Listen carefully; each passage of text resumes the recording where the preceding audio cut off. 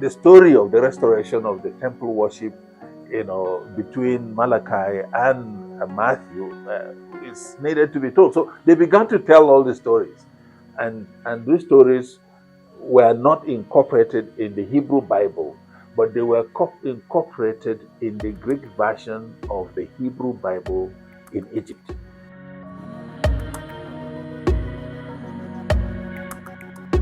The extra books came in the early period of Christianity. In fact, just before Christianity.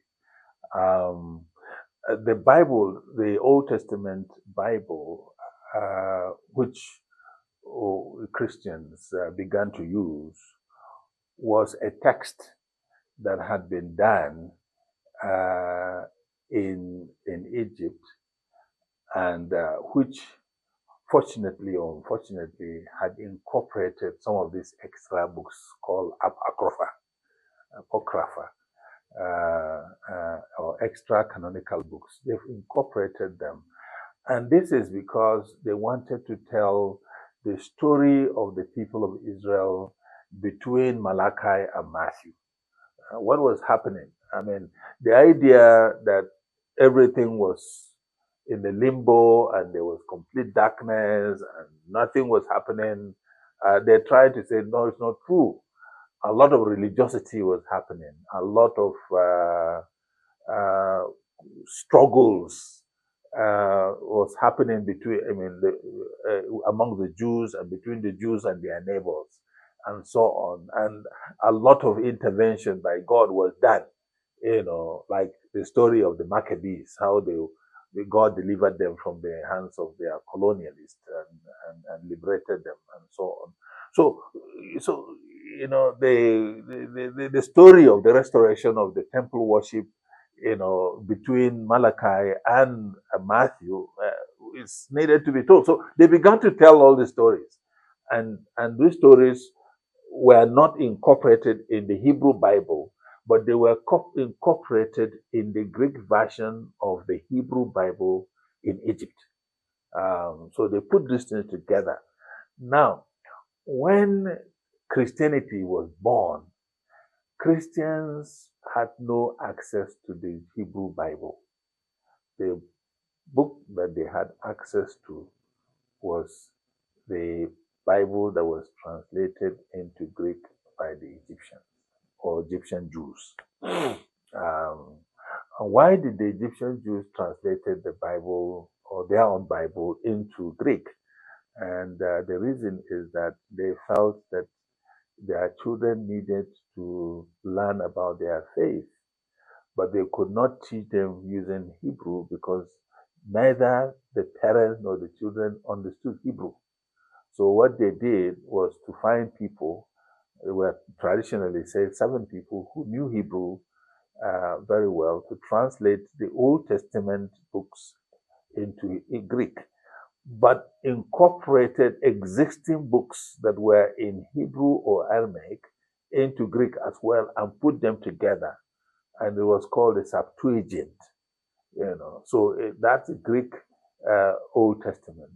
Now, so when Christianity was born, it was that book that was accessible to Christians to use as their Bible, since the Torah would have been out of reach for Christians, particularly when it was very clear that the Christianity was a sect of Judaism, and as a matter of fact, it was quite different from Judaism in the sense.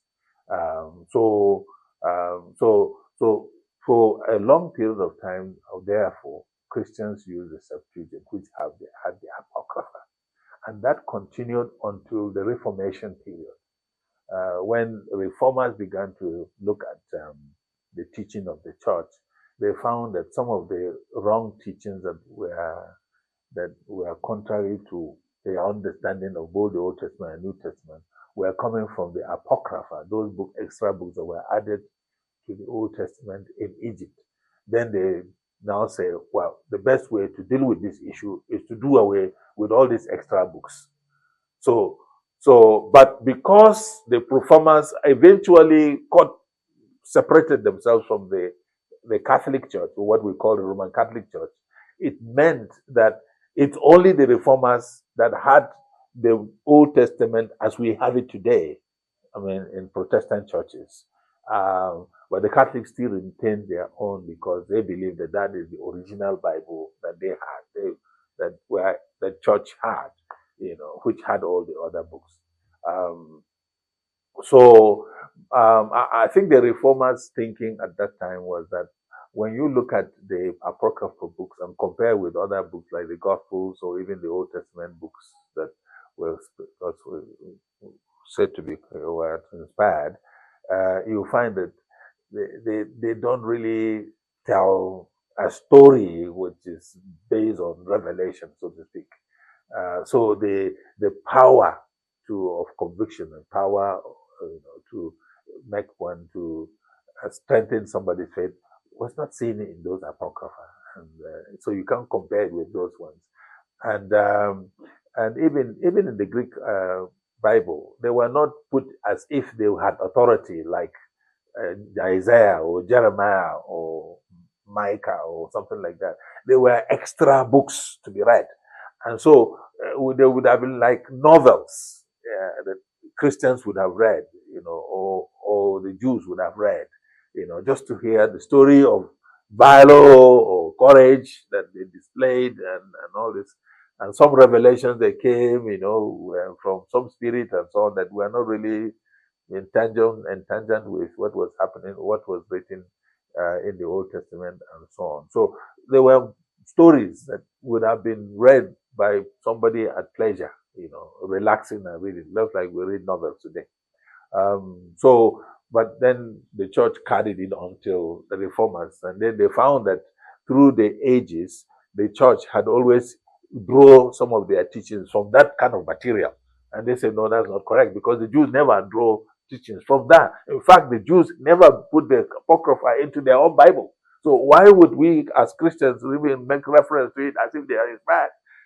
So they threw them away, but the Catholic Church retained them. That's why the Catholic Church will have the Apocrypha, and this one's the Protestant Bible will have none. So that's it. Should Christians read it? Well, it's a fun book. Read about the courage in the Maccabees. Read about some of the revelations that were just as a story, just as we read novels. Creativity. See a little bit of creativity in it, but you can't use it to now preach, because it doesn't have that authority as you would have it in other Old Testament books or even the New Testament.